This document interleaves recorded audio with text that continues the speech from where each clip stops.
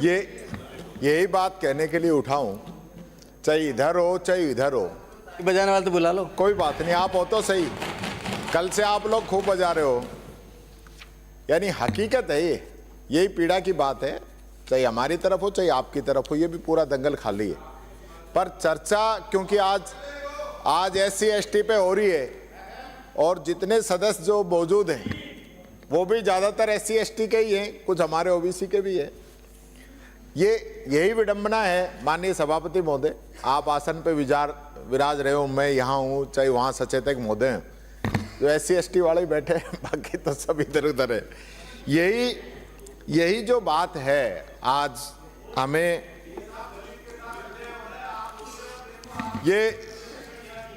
ये दलित के अन्याय की बात कर रहा हूँ भाई। ये आज जो स्थिति जिस प्रकार से पूरे, ये हम लोगों ने कोरम बचा रखा है, नहीं कोरम के भी नहीं, ये बात सही है माननीय सभापति जी। आज नेता प्रतिपक्ष ने दोनों ही पार्टी के लिए कहा, इनके लिए भी कहा है उन्होंने। बोलिए सर आप। सभापति महोदय बार बार सचेत, उधर से प्रतिपक्ष से सचेतक बार बार करे, हमारे भरोसे सचेतक का रफीक साहब क्या ये छत भी आपके भरोसे टिकी हुई, आप बाहर जाओगे तो गिर जाएगी।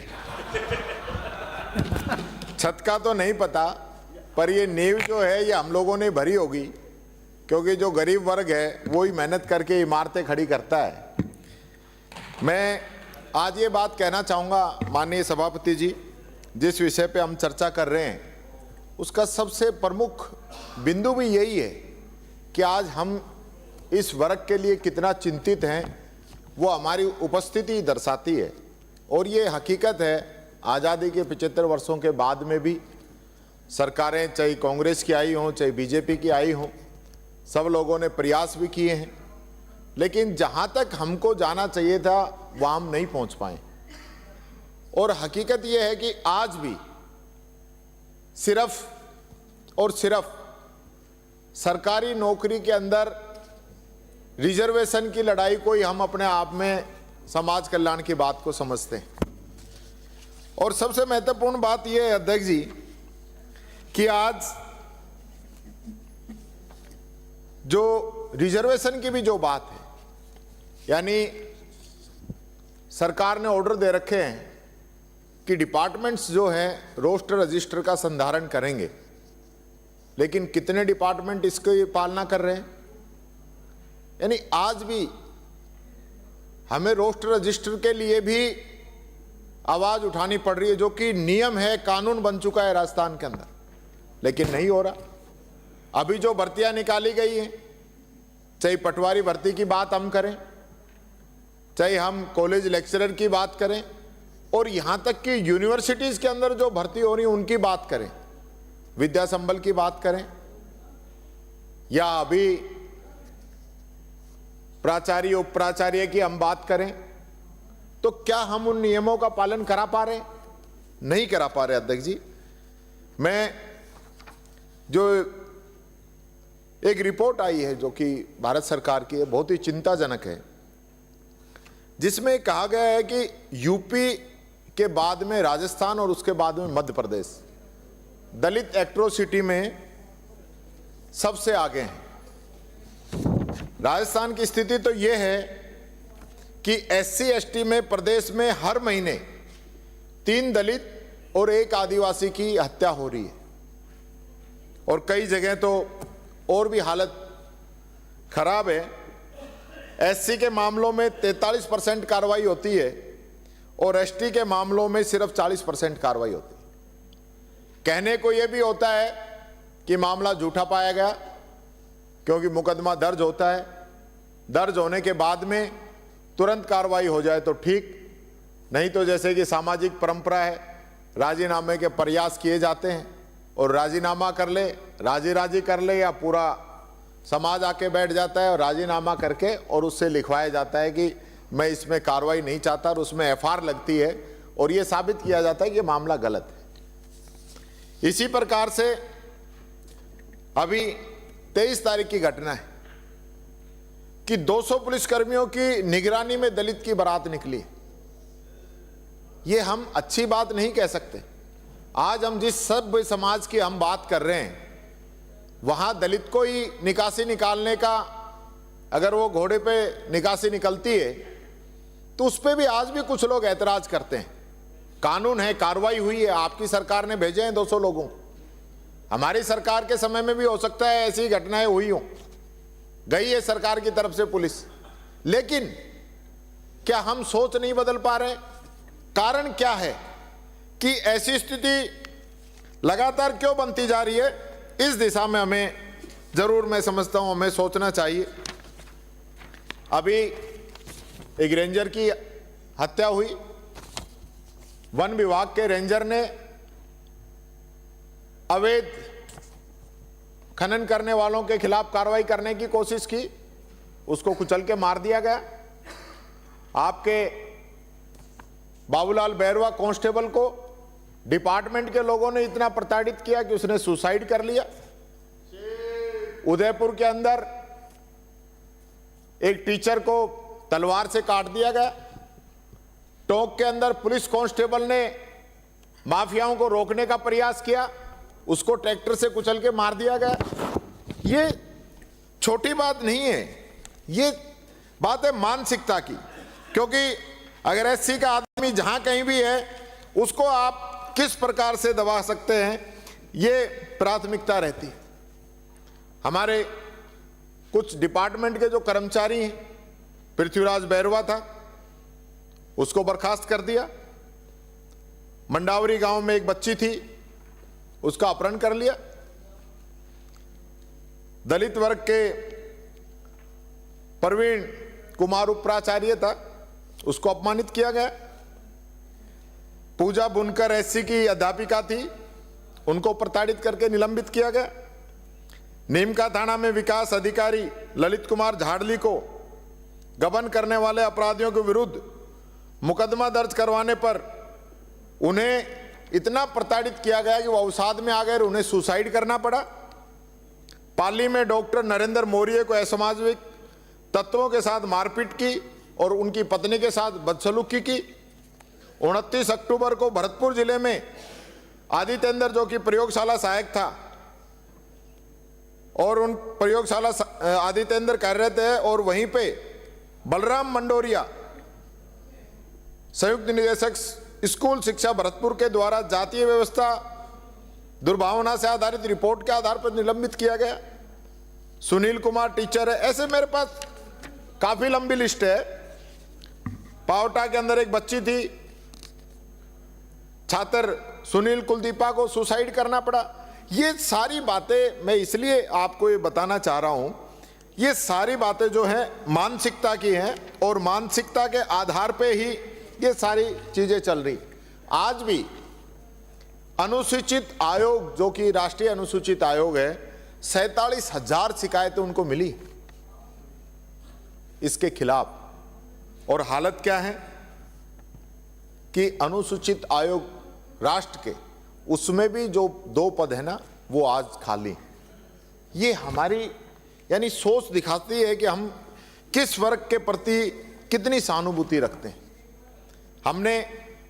हम बात कर रहे हैं रिजर्वेशन की। रेलवे का प्राइवेटाइजेशन हो गया, एयरपोर्ट चले गए, बंदरगाह चले गए, हाईवे चले गए, LIC चली गई, काफी बैंक चले गए। बड़ी जो उपक्रम है भारत सरकार के, गेल इंडिया, बेल इंडिया जैसे, वो सब प्राइवेट हाथों के अंदर चले गए।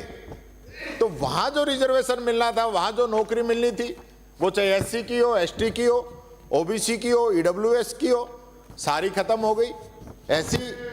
ऐसा बड़ा नुकसान जो हुआ है, ये इसको समझने की जरूरत है।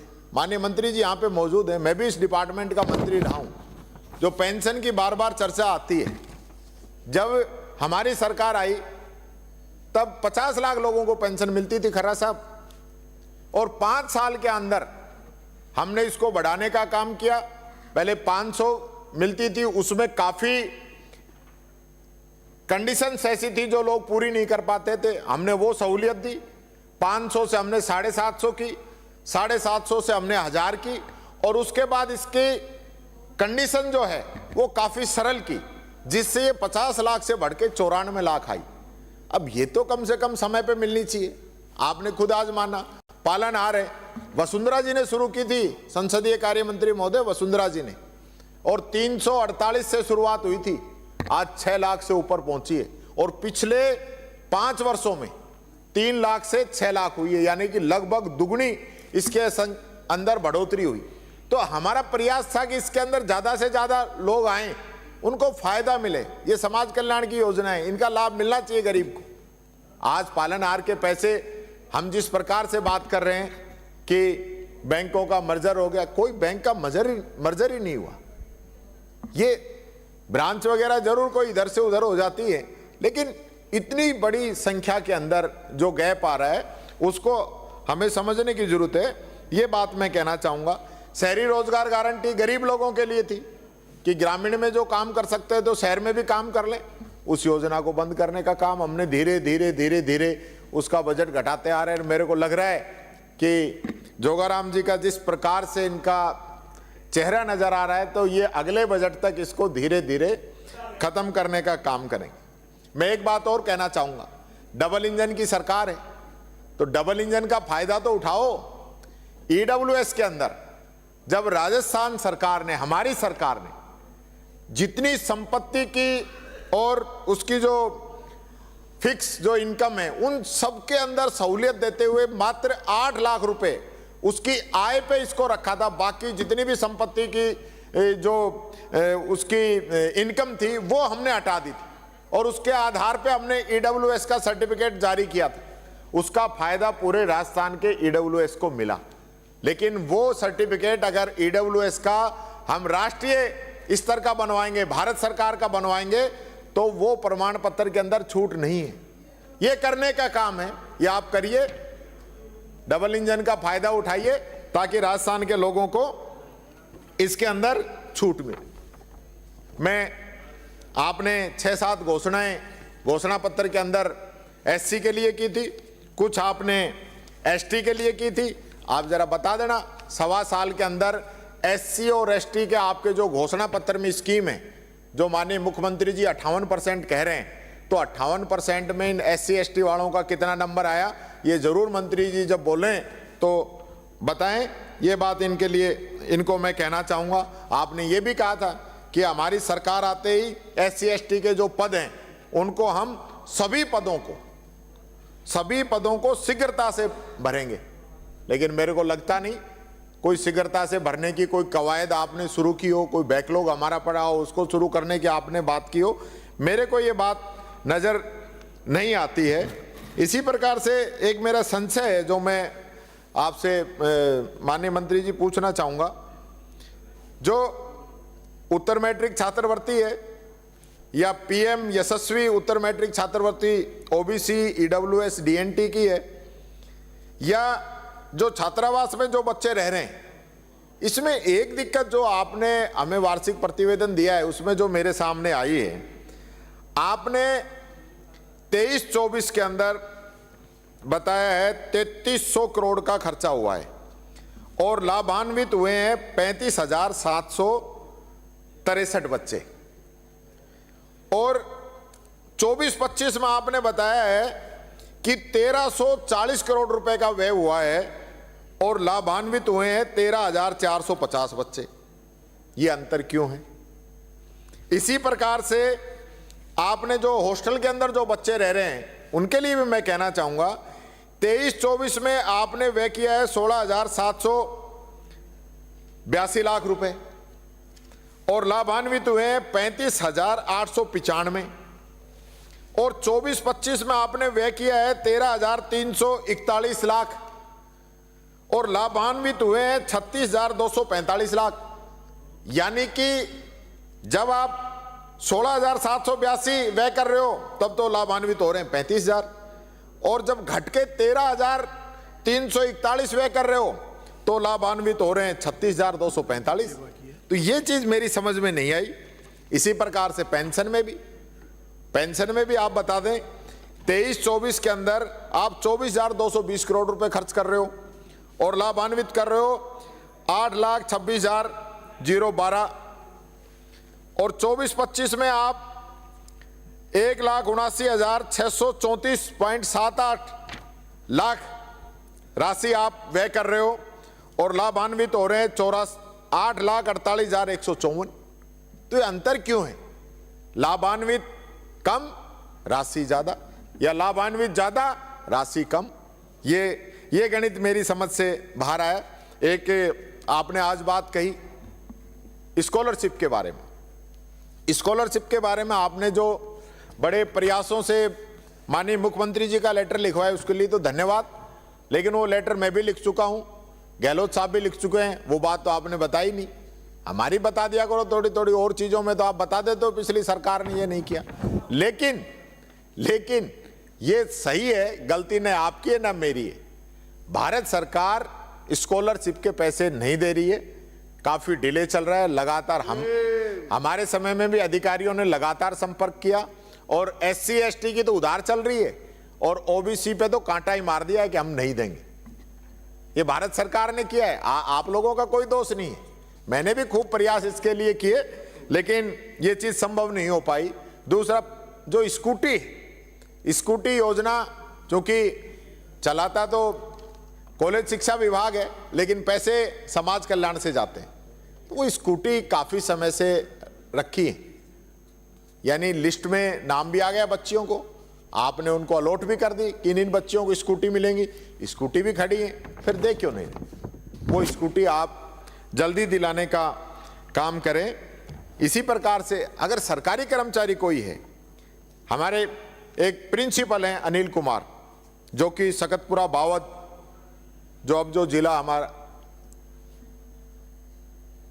खैरथल भिवाड़ी के अंदर आता है, मुंडावर के अंदर है, तो अभी उसके मुकदमा दर्ज हुआ है, CCTV रिकॉर्ड है, लेकिन कोई कार्रवाई उसके अंदर नहीं हो रही है। ये बात मैं कहना चाहूँगा। और मैं ये भी कहना चाहूँगा, बाबा साहब ने कहा था कि सामाजिक समानता आना ही मुख्य तौर पे आरक्षण का सही मायने में सच्चा अर्थ है।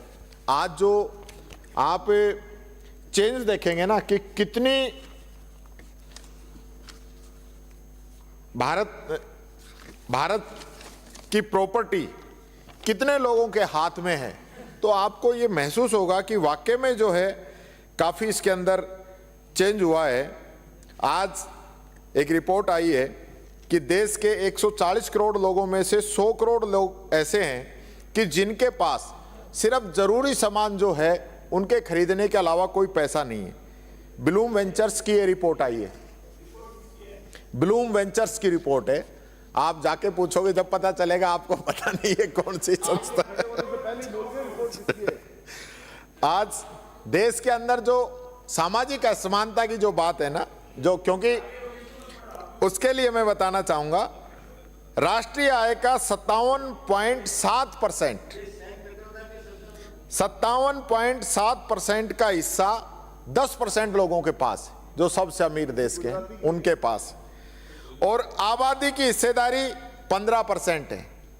मिडिल क्लास की बचत 50 साल में सबसे कम है आज के समय। ये मिडिल क्लास और गरीब को कहां ले जाके छोड़ोगे, ये तो बताओ। ये सामाजिक असमानता कब खत्म होगी, इसके बारे में भी बताओ। माननीय मंत्री महोदय, नौकरी पेशा लोगों की आय भी 10 साल से ठहरी हुई है, ये रिपोर्ट बता रही है। उनकी आय भी ठहरी हुई है, क्योंकि जिस प्रकार से देश के अंदर जो मॉडल आ गया ना, उस मॉडल से इनका समाधान होना मैं समझता हूं मुश्किल है। और मैं जब समाज कल्याण मिनिस्टर था, जब मैंने 2 लाइनें यहीं पे कही थी, आज मैं वापस वो 2 लाइनें दोहराना चाहूँगा कि हर सामाजिक समस्या का समाधान बन जाऊं, जरूरतमंदों की जरूरत का सामान बन जाऊं, बन के नेतागिरी करने का शौक है नहीं मुझे, चाहत है समाज सेवा का दूसरा नाम बन जाऊं। बहुत बहुत धन्यवाद सभापति महोदय, बहुत बहुत धन्यवाद।